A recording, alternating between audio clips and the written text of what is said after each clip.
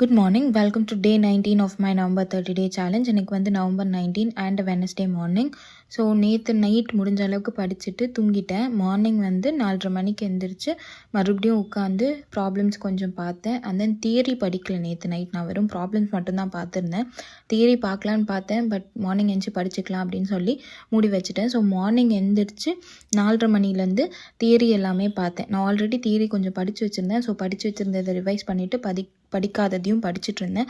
So படித்து முடிச்சுட்டு bus ஏறிட்டேன். So bus ஏறிட்டு ஃபுல்லாக ரிவைஸ் பண்ணிவிட்டு மறுபடியும் அந்த ப்ராப்ளம்ஸ் எல்லாம் பார்த்துட்டு எனக்கு எல்லாமே புரியுதான்னு பார்த்துட்டு அதுக்கப்புறம் யூனிவர்சிட்டி போய் எக்ஸாம் எழுதிட்டு நான் வந்து இன்றைக்கி கேன்டீனில் சாப்பிட்டேன். ஸோ அது நான் வீடியோ எடுக்க மறந்துட்டேன். கேன்டீனில் சாப்பிட்டு மறுபடியும் கிளாஸ் அட்டென்ட் பண்ணிவிட்டு வீட்டுக்கு திரும்பி வந்துட்டேன்.